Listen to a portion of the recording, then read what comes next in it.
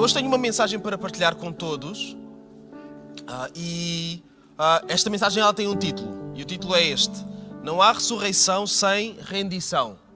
Não há ressurreição sem rendição. E eu gostaria de ler 3 versículos que estão em Romanos, no capítulo 6, a partir do versículo 4. E diz o seguinte: Fomos, pois, sepultados com Ele é Cristo, na morte pelo batismo, para que, como Cristo foi ressuscitado dentre os mortos pela glória do Pai, assim também andemos nós em novidade de vida. Porque se fomos unidos com Ele na semelhança da sua morte, certamente o seremos também na semelhança da sua ressurreição. Sabendo isto, que foi crucificado com Ele o nosso velho homem, para que o corpo do pecado seja destruído e não sirvamos o pecado como escravos. Não há ressurreição sem rendição. Eu gostaria de vos convidar a fazer alguma coisa antes de nós continuarmos. Eu gostaria que nós pudéssemos tirar um minuto para nós encaixarmos aquilo que nós já ouvimos e nos prepararmos para aquilo que vamos ouvir também. Um minuto de silêncio em que nós podemos fechar os nossos olhos, nós podemos simplesmente ficar quietos no nosso lugar. Nós podemos fazer isso? Pode ser? Então, durante alguns segundos, vamos fazer isto.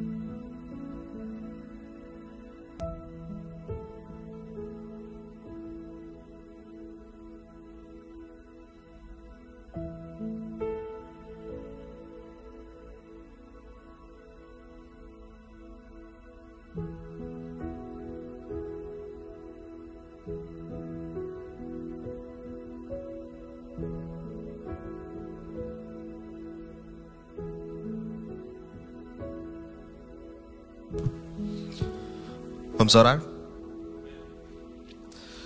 Deus, obrigado, Senhor, pela Tua presença entre nós.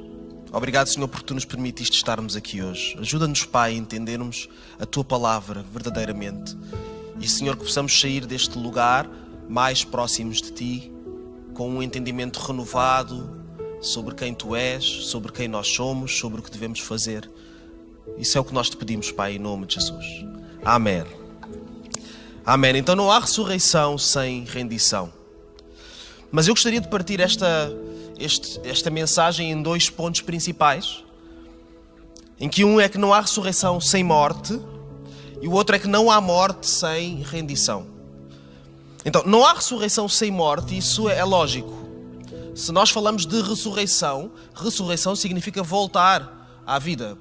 Ressurreição. Então só pode ressuscitar quem já morreu.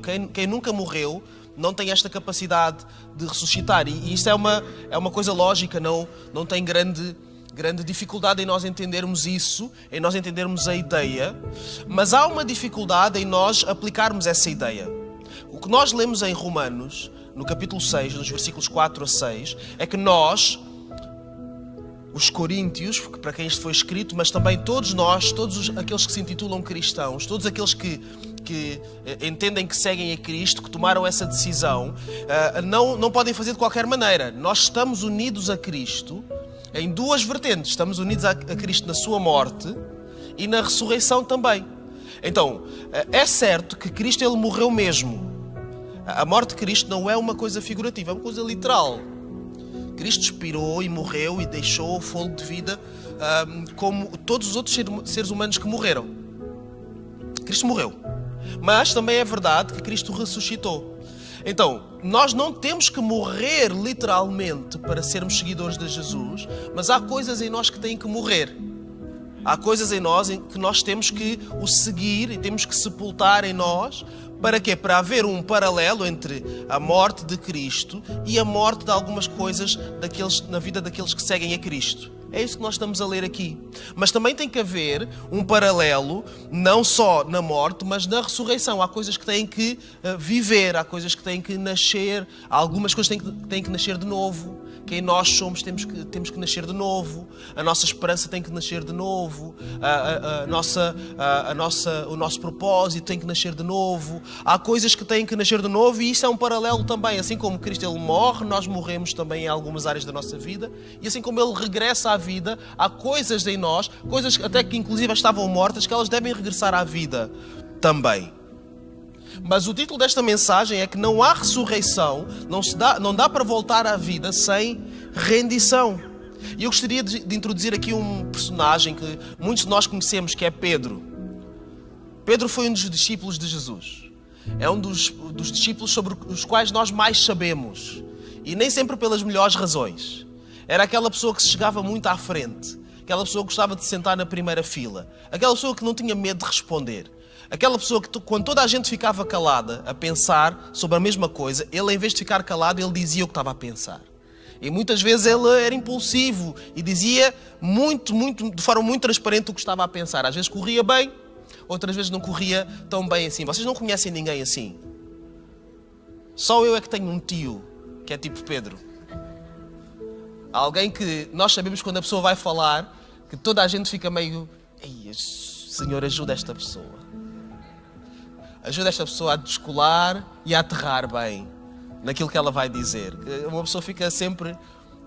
não sabe o que é que vai... Sabe como é que vai começar, não sabe como é que vai acabar. Ter Pedro na família deveria ser mais ou menos assim. Mas Pedro ele tinha uma relação interessante com Cristo. E nós, quando lermos os Evangelhos e quando lermos a história de Pedro em particular, nós vamos perceber que havia um Pedro antes da ressurreição de Cristo e há um outro Pedro depois da ressurreição de Cristo. Há algumas coisas nesta mesma pessoa que mudaram, que se tornaram diferentes. Ele não foi a mesma pessoa. E nesse aspecto, nós temos que ser como Pedro. Nesse aspecto, nós não podemos ser as mesmas pessoas depois de Cristo. A mesma pessoa, antes de Cristo, antes de compreender Cristo, antes de conhecer Cristo, não que Cristo ele volta a ressuscitar quando alguém se converte, isso não acontece, mas quando nós ganhamos noção da ressurreição de Cristo e do que isso significa para a nossa vida, é a primeira vez para nós. É a primeira vez da nossa vida. Então para nós é um ponto de viragem. É um marco. O que é suposto acontecer é que tem que haver um Joel antes da ressurreição e tem que haver um Joel depois da ressurreição. O Joel depois da ressurreição não tem que ser perfeito, mas tem que ser diferente. Algumas coisas têm que mudar, algumas coisas têm que se ver, algumas diferenças. Senão, talvez a experiência que o Joel teve com a ressurreição não foi tão profunda assim, não foi tão verdadeira assim. E nós percebemos isso. Uma das coisas que era muito típica em Pedro era a impulsividade dele. E eu gostaria de ler convosco em João, no capítulo 13, versículo 36. É um diálogo muito interessante. Cristo ele está prestes a se entregar para a cruz, para morrer. E há um diálogo entre os dois. E diz assim, João 13, 36. Perguntou-lhe Simão Pedro: Senhor, para onde vais? Respondeu Jesus: para onde vou, não me podes seguir agora. Mais tarde, porém, me seguirás. Replicou Pedro: Senhor, porque não posso seguir-te agora? Por ti darei a minha própria vida. Respondeu Jesus: darás a vida por mim? Em verdade te digo que jamais cantará o galo antes que me negues 3 vezes. Então, Pedro era assim. Por que é que eu não posso ir contigo? Eu dou a minha vida, eu estou preparado. Tu precisas de mim. Não te preocupes, estás seguro, estás comigo, estás com Deus. Não te preocupes, está tudo... Mas porquê? E Cristo o que lhe diz é algo que se verificou, que quando Cristo ele é preso, ele é levado, Pedro segue à distância, mas segue, ele entra num lugar onde estão reunidos com outras pessoas e de repente algumas pessoas começam a reconhecer Pedro, mas tu não és aquele que andavas com Jesus. Tu não és aquele... Espera aí, eu vi-te. A tua cara não me é estranha. E Pedro começa a dizer, não sei. Eu não sou eu. Não, nada disso. E ele tem 3 oportunidades para se identificar com Pedro e nas 3 oportunidades ele diz que não era ele. Não fui eu. Não me lembro. Não era comigo. Não tenho memória. Não me recordo. Acho que estás a confundir. E o galo canta. E neste momento em que o galo canta, também é um momento em que, simultaneamente, Jesus e Pedro, eles compreendem esta ideia. Aquilo que Jesus disse a Pedro, o galo vai cantar e tu já vais me ter negado 3 vezes. E a Bíblia o que diz é que Pedro, ele lembra-se disto e ele chora amargamente. Chora amargamente. Fica muito frustrado, muito arrependido.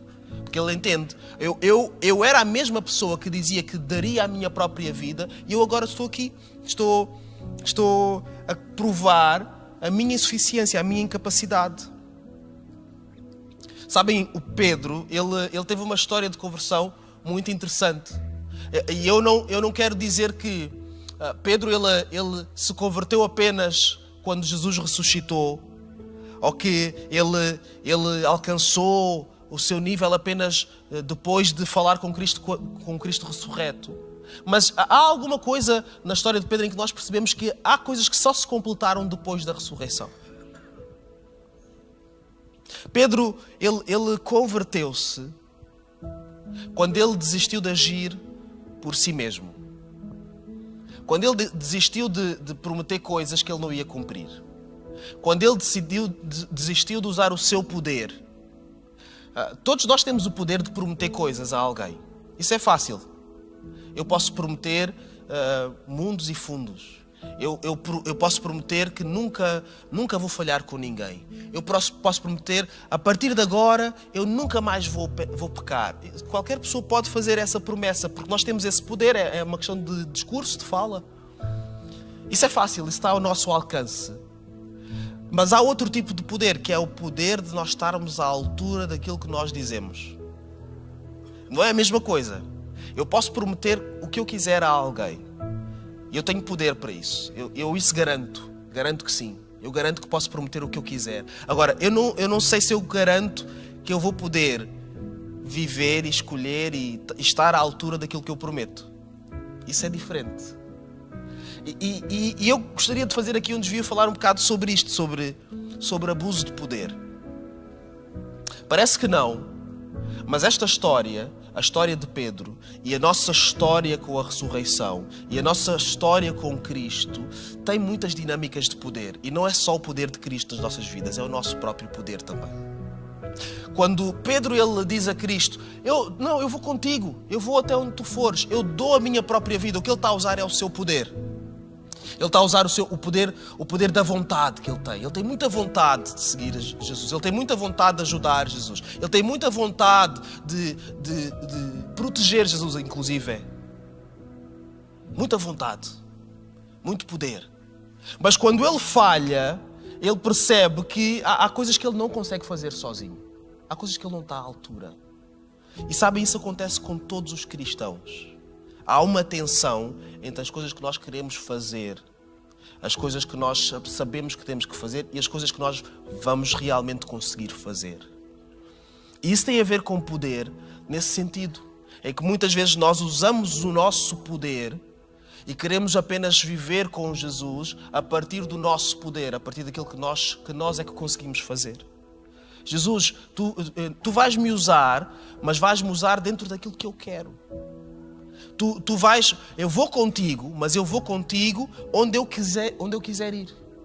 Alguns de nós, inclusive nós estamos a resistir à ideia daquilo que Cristo quer para a nossa vida. Nós estamos a resistir, por exemplo, a um convite para nós começarmos a andar com Jesus. Sabem, nenhum de nós podemos produzir fé por nós mesmos, isso é um dom de Deus. Mas nós conseguimos resistir, ou tentar resistir. Conseguimos fazer essa tentativa em que Deus está a falar connosco de várias maneiras, a dizer, olha, tu tens que me seguir, tu tens que te converter, tu tens que ser meu discípulo, tu tens que seguir os meus passos. E o Senhor está a falar isso de uma forma muito específica para nós, mas nós resistimos. Agora não é a altura, Eu ainda não estou preparado. Eu ainda preciso perceber melhor. Eu ainda tenho que entender ainda tenho que encontrar a igreja certa. Ainda tenho que encontrar o pastor certo. Ainda tenho que ouvir a pregação certa. E resistimos e metemos-nos em braços de ferro e lutamos. Sabem, a Bíblia fala de uma história de um homem que ele tentou lutar com Deus. Esse homem era Abraão. Ele não saiu muito bem dessa disputa. Ele tentou disputar com Deus e ele não saiu muito bem. Mas ele não é o único. Nós todos tentamos disputar, tentamos guerrear, resistir e soltarmos das coisas e dizemos, não é como tu estás a dizer, é como eu estou a dizer. E isso tem a ver com dinâmicas de poder. O nosso poder versus o poder de Cristo nas nossas vidas. E isso passa também para outras coisas da nossa vida como cristãos. E mesmo em sociedade. Eu ouvi uma notícia perturbadora. Hoje é dia 2, não é? De fevereiro. E de acordo com as contas oficiais, morreram 4 mulheres vítimas de violência doméstica este ano só. Isso é fruto de um abuso de poder. Agora, há pessoas que acham que tudo é uma dinâmica de poder. Tudo é uma relação de poder. Em que há um oprimido e há um opressor. Algumas pessoas pensam assim. E há outras pessoas que estão no polo contrário. Não há dinâmicas de poder. Isso não existe. Isto é fruto da imaginação. Isto é uma coisa que as pessoas não... que as pessoas precisam de dar significados às coisas e não é bem assim, não é mais uma coisa do acaso. Não há dinâmicas de poder. E eu gostaria de propor que as duas ideias são perigosas. Nem tudo é dinâmicas de poder. Nem tudo é uma relação entre quem tem mais poder e tem menos poder. Mas também não é verdade que nada é uma relação de dinâmica de poder.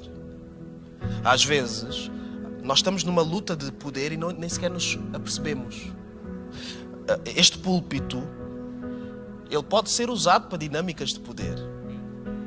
Dizer, olha, eu vou-vos dizer o que vocês têm que fazer. Eu vou-vos dizer como é que vocês têm que viver. Eu vou-vos dizer as escolhas que vocês têm que escolher, mas são as minhas escolhas aplicadas às vossas vidas. Isso pode acontecer. Também pode acontecer o contrário. Eu vou ouvir o que tu estás a dizer e ai de ti se tu disseres uma coisa mal, porque eu vou usar isso contra ti. São dinâmicas de poder. É muito interessante isso. E nós como cristãos, nós precisamos de entender isto, porque isto é muito importante para a nossa fé. Nós precisamos de entender muito sobre dinâmicas de poder. Nós precisamos ter uma relação saudável com o poder.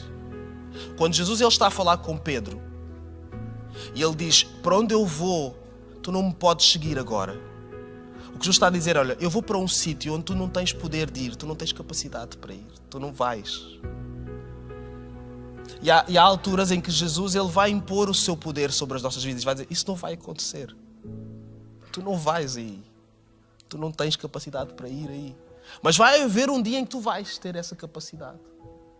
E nós precisamos de ter atenção como cristãos também. Será que nós, como cristãos, nós estamos apenas a viver a nossa fé a partir de uma dinâmica de poder? Sabem, há pessoas que querem ser cristãs para usar o poder do mundo cristão. Há pessoas que estão aqui nas nossas igrejas e são nossos, e nós chamamos de irmãos. Mas o cristianismo é apenas um veículo para impor uma ideia de vida. O cristianismo torna-se um veículo para impor uma ideia daquilo que as pessoas deviam fazer, daquilo que as pessoas deviam ser, uma ideia dos nossos valores, dos nossos princípios. Os nossos valores e os nossos princípios não são bons porque são impostos às pessoas. Os nossos valores e os nossos princípios são bons porque eles são de acordo com a vontade de Deus. E ninguém pode ser forçado por outra pessoa a seguir a vontade de Deus. A pessoa tem que ser constrangida a entender que pode escolher outra coisa. Pode resistir, pode usar o seu poder, mas é melhor a pessoa se render à vontade de Deus. A melhor versão de si mesmo, de nós mesmos, está escondida em nós cumprirmos a vontade de Deus. Mas isso é algo que nós temos de ser convencido no nosso coração. Não é algo que nós vamos conquistar, nem com força, nem com violência, nem com imposições. E a igreja cristã já tem idade suficiente para entender isso. Porque já houve alturas na história em que nós tínhamos muito poder. Já houve alturas na história em que nós não tínhamos nenhum poder. Então nós já temos um histórico para podermos olhar para trás e perceber algumas coisas. Se nós não entendermos dinâmicas de poder, elas vão se instalar entre nós e elas vão nos levar a melhor. E nós vamos ser mais uma versão, e há várias, de dinâmicas de poder, mas só que dentro da igreja. Só com cristianismo lá no meio. Vocês entendem o que eu estou a dizer? Ou é estranho o que eu estou a falar? Toda a gente entende? Então havia uma dinâmica de poder entre Pedro e Cristo. E de alguma forma, Pedro, ele não entendendo, ele abusou do seu poder. Ele disse, eu sou uma pessoa convicta, eu faço, eu digo, eu quero, eu vou, então eu vou decidir o que é que vai acontecer. Não, eu vou contigo. E houve um abuso de poder. E o abuso de poder, muitas vezes, ele não vem de uma má intenção, ele vem de uma intenção boa. Sabem, estas tragédias, estas coisas horríveis que aconteceram, pelo menos com 4 mulheres, 4 pessoas, passaram um ano e agora já não estão mais entre nós por causa do abuso de poder. Essas coisas que acontecem, elas não precisam de acontecer porque alguém acorda e diz assim, olha, eu vou maltratar a minha companheira de forma tal que ela vai morrer. Isso não acontece bem assim. Às vezes acontece assim, eu preciso de a ajudar. Eu preciso de a controlar. Eu preciso de a proteger de si mesma. Ela não sabe bem. Eu preciso de... Tem que ser eu a fazer. Tem que ser eu a dizer o que é que dá para fazer, o que é que não dá para fazer. Nem que eu tenha que usar a força. Nem que eu tenha que usar o meu poder. Nem que eu tenha que me impor. É assim que as coisas começam. Vamos usar a força. Vamos usar a força. Vamos usar a força para converter esta pessoa. Nem que nós tenhamos que partir a pessoa toda. Vamos fingir que a pessoa não tem as tendências que ela tem. Vamos dizer, não, tu não és assim. Diz que és outra coisa. Diz que és outra coisa. Diz que és outra coisa. Até a pessoa dizer aquilo que nós queremos ouvir. É assim que nós partimos pessoas ao meio. Há uma lei muito ambígua, muito perigosa, que foi aprovada em Portugal. Ela é perigosa porque ela não é clara. E ela diz o seguinte, que são proibidas práticas de conversão, tem uma expressão assim ambígua. Pode querer dizer muita coisa. E quando essa lei saiu, houve muitos cristãos que ficaram muito sobressaltados porque será que se eu pregar certas coisas, se eu pregar o que é um homem e uma mulher, isso é uma terapia de conversão ou não? Por exemplo, depende da interpretação. Mas nós podemos escolher nos relacionarmos com medidas destas e com o mundo numa forma de dinâmica de poder, ou seja, o que interessa é nós arranjarmos forma de combater essa lei. Ou então nós podemos entender que o que interessa é nós dizermos a verdade. Independentemente de quem tem o poder. Quando Pedro ele combateu o seu abuso de poder, sabem quando é que isso aconteceu? Quando ele se rendeu. Quando ele disse, eu não vou entrar nesse despique, eu não vou entrar nessa disputa, eu vou me render. Cristo, quando ele foi para a cruz, ele não foi para a cruz porque o poder era tão grande que ele não tinha escolha. Cristo foi para a cruz e Cristo morreu e se entregou porque ele se rendeu. A resposta de Cristo em relação ao poder instalado foi ele se render, ele dizer assim, eu não vou lutar com vocês. Nós não vamos entrar, eu não vou entrar no ringue. Eu vou me render. É claro que Cristo, na sua rendição, ele estava a cumprir o plano do Pai. Mas nós como cristãos, nós devemos olhar para este exemplo também e em vez de entrarmos em certas guerras, nós devemos nos render. Porquê? Porque nós vimos de uma história e de uma linhagem em que a igreja cristã, ela viveu muitas coisas e ela sobrevive até hoje, forte, porque aprendeu a render-se. A dizer assim, olhem, eu sei que há coisas que nós entendemos que são ofensivas para muita gente. Mas nós nos rendemos. Eu não estou aqui para vencer ninguém. Eu estou aqui para dizer a verdade. E para encarar as consequências dessa verdade. Se nós não estivermos disponíveis para encarar as consequências da verdade, então que nós estamos a fazer aquilo que Pedro fez. Dizer, nós vamos pregar, nós vamos dizer, nós vamos não sei quê. E depois, quando nos chamarem à responsabilidade, mas tu disseste isso? Ah, não fui eu que disse isso. Eu não tive nada a ver com este assunto. Eu não disse que era pecado. Eu não disse que o aborto é algo que nós condenamos, nós não entendemos, nós não concordamos. Eu não disse que o ideal de Deus e aquilo que a Bíblia nos indica é que um relacionamento romântico entre duas pessoas é um relacionamento entre um homem e uma mulher. Eu não disse isso. Eu acredito noutra coisa. Nós temos de estar à altura das coisas que nós queremos, mas não num despique de força com o mundo. Uma questão de rendição. Nós não estamos a dizer isso para vencer ninguém. Estamos a dizer isso porque amamos as pessoas. Amém.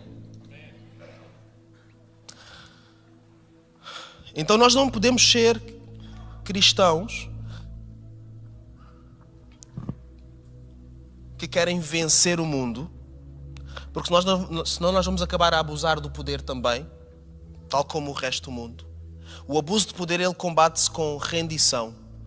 Nós devemos pregar e mostrar uma história de rendição. Dizer assim, como o meu Senhor, ele se rendeu, eu também me rendo. Cristo, ele estava na cruz. Ele morre. Ele ressuscita. Graças a Deus por isso.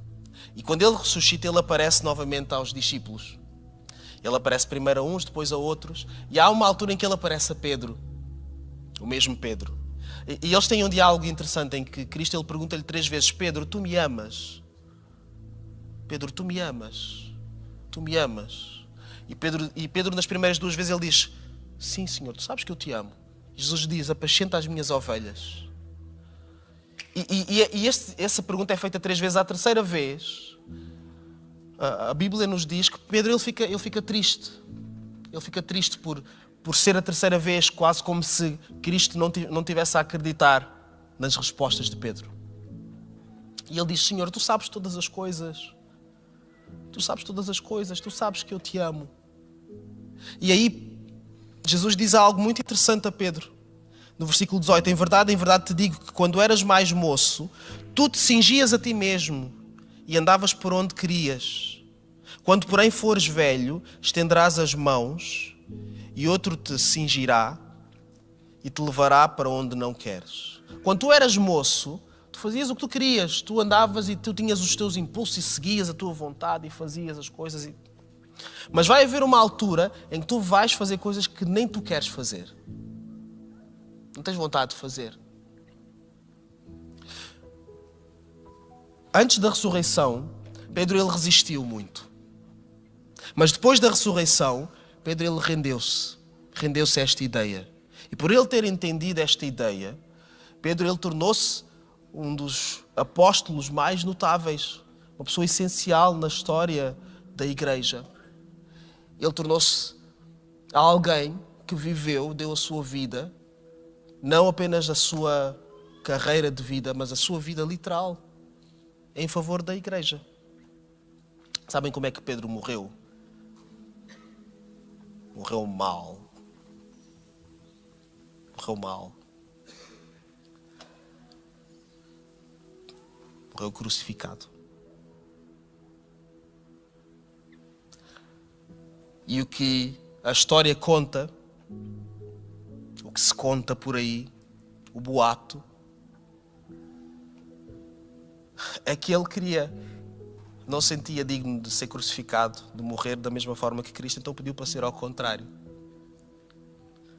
Ok, vocês vão me crucificar, mas ao menos podem só me crucificar, ao contrário. Porque ele entendeu esta ideia da rendição. E Deus queira que nós não tenhamos todos que morrer crucificados, certo? É melhor dizerem amém a isso. Mas nós temos que estar preparados para morrer em algumas coisas. Nós temos que estar preparados para nos render em algumas coisas. Para perdermos algumas coisas como crentes. Perante uma disputa de poder, uma dinâmica de poder, dizemos assim, eu não estou nessa guerra. Eu não estou nessa luta. Esse assunto não tem nada a ver comigo. Eu não estou aqui para vencer coisas. Nós não estamos aqui para isso. Nós estamos aqui para pregar o Evangelho, para fazer discípulos, para ir pelo mundo e espalhar isso. Esse é o nosso negócio. E o mundo é muito grande. O mundo tem muitas dinâmicas diferentes. Há sítios onde nós somos pagos para pregar o Evangelho. Bênção que é. Pregas o Evangelho e ainda recebes. Há sítios onde tu pagas com a vida por pregares o Evangelho. Há sítios onde as pessoas, para pregarem o Evangelho, têm que pensar bem. Têm que se preparar para não voltarem para casa. Porque pode acontecer. E não devia ser... Não devia haver um choque com isso. Nós não devíamos ficar, meu Deus, que heróis. Vocês pregam o Evangelho e estão quase... Todos os cristãos deviam estar preparados para isso. Todos nós devíamos estar preparados para isso. Todos nós devíamos estar num estágio onde, olha, se for mais fácil, eu agradeço. É mais confortável. Mas se não for mais fácil, eu estou preparado também. Se o mundo me odiar por causa daquilo que eu creio que é verdade, eu devo estar preparado para isso. Não deve haver nenhum choque com essa ideia. Porquê? Porque o mundo odiou Cristo primeiro. E depois de Cristo odiou os discípulos. E muitas vezes o mundo que odeia o mundo não está lá fora, está cá dentro.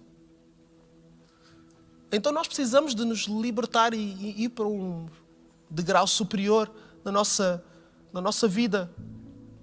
Nós temos que viver a ressurreição de uma forma plena, completa. Mas para isso acontecer, nós temos que render áreas da nossa vida, ideias. Alguns de nós já estamos tão preocupados com a sociedade ou com certas áreas da sociedade. Nós estamos preocupados com 2 ou 3 assuntos da sociedade e esquecemos-nos de pregar, por exemplo, contra a violência doméstica e de pensar, nós estamos a ensinar as nossas pessoas, estamos a ensinar as nossas meninas a dizer assim, olha, tu não deves aceitar qualquer coisa, há tratamentos, isso não é de bênção, não é de Deus, isso não é para aceitar, não deve aceitar a violência como forma de amor. Porque Jesus, Ele não nos ensina isso. Jesus responde à nossa violência para com Ele com amor.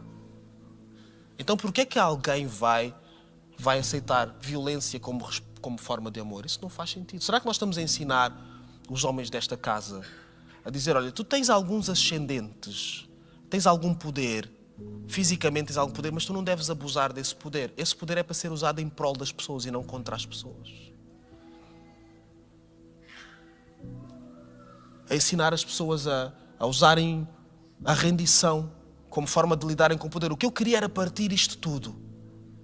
O que eu queria era usar a minha força. Eu estou tão... Mas o que o Senhor me ensina é perdoar. O que o Senhor me ensina é ter graça, é ter longanimidade, é ter paciência. Então eu vou render. Eu vou render o meu ímpeto de violência ao perdão. É dizer, eu não vou usar a minha violência contra ti mais, porque eu rendi isso. Eu não vou usar o poder que eu tinha sobre ti, porque eu rendi isso. O perdão é uma forma de rendição. É uma forma de desarmar. É dizer, tu deves-me uma coisa, mas tu estás perdoado, já não deves mais nada. Então eu não posso fazer mais nada sobre uma coisa que eu já não posso exigir, porque tu estás perdoado. É uma rendição. E nós temos que ganhar o mundo assim, com rendição. Se nós somos unidos a Cristo na sua ressurreição, nós temos que colocar rendição nisso. A nossa rendição não é a rendição dos outros. Porque o que acontece nas dinâmicas de poder não saudáveis é isto. Rende, tens que te render. Alguém aponta a arma a alguém e o outro é que se rende. Não. Nós pegamos na arma, colocamos a arma na mão da pessoa e dizemos assim, olha, eu vou-me render. Faz o que tu quiseres com essa verdade. Faz o que tu quiseres com o que tu estás a ouvir. Faz o que tu entenderes bem com a realidade das Escrituras. Mas a realidade não vai mudar. Mas tu podes fazer o que tu quiseres. Rendição. A rendição é uma coisa muito poderosa, porque ninguém pode fazer nada contra alguém que está rendido. Ninguém pode tirar a vida a alguém que já deu a vida. Ninguém pode ameaçar a alguém que está preparado para perder as coisas. E quando nós entendermos isso na nossa vida, nós vamos nos tornar pessoas extremamente poderosas e vamos fazer a diferença de formas que nós nunca sonhamos fazer. Nós vamos nos render à ideia de que eu sei lá o que é que o meu vizinho vai pensar se eu lhe disser que eu acredito em Jesus e que eu tenho olhado para a maneira como ele vive. Olha, eu acho que Jesus pode te ajudar. Eu quero lá saber o que é que ele vai achar, se ele nunca mais vai aparecer na minha casa, nunca mais vai me chamar para comermos e para bebermos um vinho e vermos futebol. Eu não quero saber. Quando nós nos rendermos a isso, nós vamos mudar o nosso mundo. Quando nós, como pais, nos rendermos à ideia que nós não controlamos os nossos filhos, que eles não são marionetas das nossas mãos. Quando nós nos rendermos a essa ideia, aí nós vamos pôr mais o joelho no chão e dizer, eu não posso fazer nada, mas Jesus pode. Então eu vou, mas é orar. Eu vou amar os meus filhos, vou encaixar as parvoíces que eles vão fazer. E quando os filhos deles se renderem aos pais e perceberem que os pais são só seres humanos, não são outras coisas, eles também vão pôr o joelho no chão e vão começar a orar mais pelos seus pais. E vão ter outra paciência com os seus pais. Quando nós nos rendermos uns aos outros, nós vamos ter outra paciência uns com os outros. Vamos ter outra paciência com a igreja. Alguns de nós estamos muito impacientes com a igreja, porque há muita coisa criativa que acontece nas nossas igrejas. Eu já nem leio notícias, porque quando eu penso que já aconteceu tudo, há sempre uma coisa nova que acontece. Mas quando nós nos rendermos à ideia de que nós precisamos mesmo de Jesus nas nossas vidas. E por isso é que nós fazemos tanta coisa tanta confusão. E nós nos rendermos a isso, nós vamos amar melhor a nossa igreja também. E vamos amar melhor as pessoas da igreja também. E quando isso se perceber, aí sim, esse amor ele vai mudar o coração uns dos outros. Alguém crê nisto? Vamos ficar de pé. Eu gostaria que nós pudéssemos orar uns pelos outros. Não há ressurreição sem rendição. E nós precisamos ter atenção para que o nosso poder, ou aquilo que nós achamos que é o nosso poder, não interfira no caminho de ressurreição que o cristão deve seguir. Então há coisas que nós temos que render. Eu tenho que render a minha ambição, eu tenho que render este assunto, esta situação que está mal parada, eu tenho que liberar perdão, eu tenho que render o meu propósito, eu tenho que render a minha personalidade. Há coisas que eu simplesmente decidi que eu sou assim e todos têm que levar comigo, incluindo Jesus. Tenho que render essas coisas todas. Eu vou desistir de lutar. Eu vou desistir de lutar. Eu vou dizer assim, olha, tu podes fazer o que tu quiseres, está aqui. Eu pensava que isto tinha botões. O que eu ia fazer era abrir assim. Podes disparar. Podes fazer o que tu quiseres. Mas nós não nos vamos render a qualquer pessoa. Nós vamos nos render a Jesus. Em primeiro lugar. Dizer assim, aquilo que eu tenho usado na minha dinâmica de poder, a dizer, eu vou, mas é só amanhã. Eu vou, mas quando eu fizer 15 anos. eu vou render tudo isso. Eu vou, mas só quando eu tiver esta parte da minha identidade resolvida. Eu vou, mas só quando eu deixar de pensar estas coisas estranhas. Eu vou, mas só quando, sei lá, alguma coisa. Aí eu vou. E estamos permanentemente a adiar coisas. Nós vamos render estas coisas todas hoje.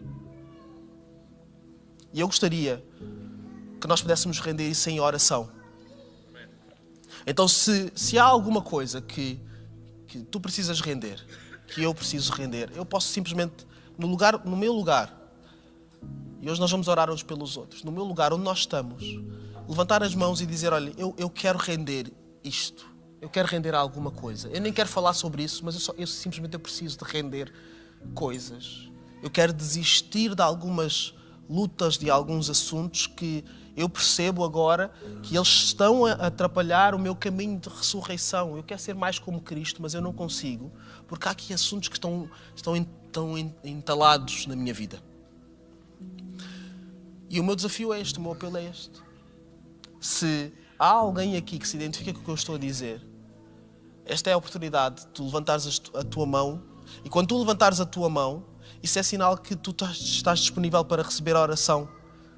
Então qualquer um de nós, se alguém levantar a mão ao nosso lado, nós podemos orar por essa pessoa, mas se nós levantarmos a mão, é na expectativa que alguém vai orar por nós. Toda a gente compreendeu? Amém. Alguém quer render alguma coisa?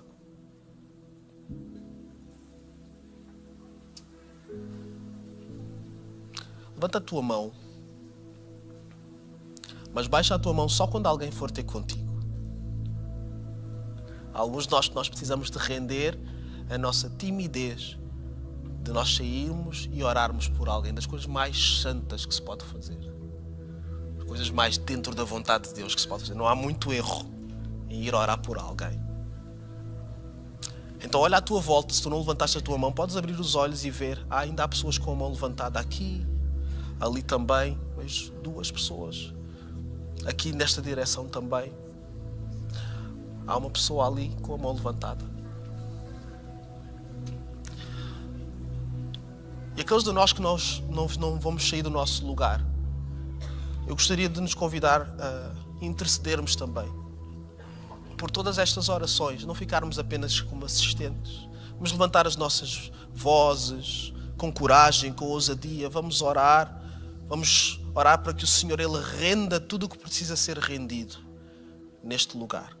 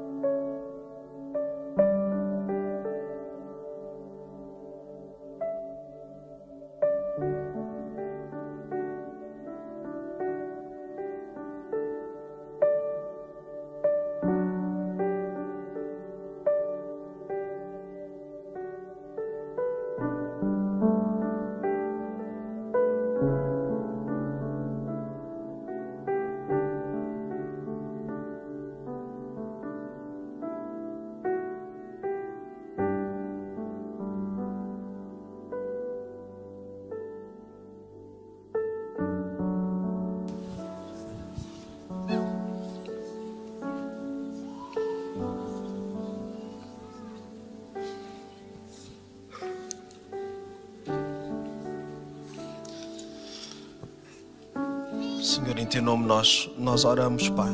Nós Te pedimos, Senhor, que todas estas orações, elas possam encontrar caminho até Ti.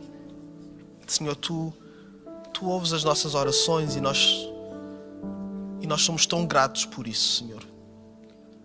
Estas orações, elas vêm muitas vezes de sítios onde há tanta coisa por resolver, tantas coisas que nós dizemos que não são as melhores, não saem da melhor forma. Mas, Senhor, que Tu, pela Tua graça e pela Tua misericórdia, possas receber as nossas orações, apesar de nós. Senhor, e que tudo aquilo que foi colocado aos Teus pés como forma de rendição, seja o que for, sejam situações do nosso interior, sejam situações externas a nós, mas que nos influenciam, Senhor, nós sabemos que Tu consegues muito mais do que qualquer um de nós. Nós sabemos, Senhor, que Tu podes muito mais do que qualquer um de nós. Nós sabemos que o nosso poder é uma piada quando comparado com o Teu poder. E que Tu, tendo todo o poder, Tu escolhes ainda assim usar esse poder ilimitado a nosso favor. Isso constrange-nos tanto, Senhor. E é por isso que nós oramos, porque nós sabemos que estamos a falar com a pessoa certa. E pedimos-te, Senhor, que Tu possas ajudar cada um de nós a rendermos aquilo que precisa ser rendido. Deus, nós queremos estar contigo na morte, mas também na ressurreição. E nós queremos viver uma vida de verdadeira ressurreição. Uma vida nova, uma vida renovada, uma vida livre, uma vida leve. Uma vida em que nós somos abençoados e somos bênção. É isso que nós queremos e nós acreditamos que é possível, porque nós vemos isso na Tua palavra, em que Tu nos convidas a irmos até Ti, os cansados, os oprimidos, aqueles que não aguentam o seu peso, e a trocarmos contigo, em que Tu nos prometes vida eterna, vida com abundância. Então nós sabemos que é possível, sim. Então, em nome de Jesus, o que nós pedimos, Pai, é que Tu nos permitas entrar no que já é possível, naquilo que já está disponível, e aquilo que temos que render e deixar de fora. Ajuda-nos, Pai, a deixarmos de fora, então. Ajuda-nos, Senhor, a rendermos, Senhor, aquilo que não temos conseguido lidar. Ajuda-nos, Senhor, a rendermos, Senhor, pessoas e situações sobre as quais não conseguimos liberar perdão. Ajuda-nos, Senhor, a rendermos, Senhor, o nosso orgulho, a rendermos, Senhor, as nossas próprias expectativas, a rendermos, Senhor, tudo aquilo que não serve, seja o que for, para que sejamos libertos em nome de Jesus. Haja verdadeira libertação espiritual neste lugar, entre nós. Liberta-nos, Senhor. Liberta, Senhor, a nossa vida, quem nós somos. Não nos deixes, Senhor, amarrados a coisas, a situações, a espíritos que não Te pertencem. E, Senhor, em que em nome de Jesus, Pai, nós possamos sair daqui, Senhor, melhor do que entramos. Prontos para vivermos melhor a nossa vida. Prontos, Senhor, para vivermos a verdade e as consequências da verdade. As boas e as menos boas também. Senhor, liberta-nos, usa-nos, leva-nos para onde Tu quiseres e sê em nós aquilo que Tu quiseres. Senhor, nós queremos hoje, Pai, deixarmos de guerrear contigo, deixarmos de guerrear com o mundo, guerras que não interessam, e queremos, Senhor, viver a Tua vontade, fazer apenas aquilo que Tu queres e travar as batalhas e as guerras que importam realmente. Nós Te pedimos isso, Pai, em nome de Jesus. E Te agradecemos. Amém e amém.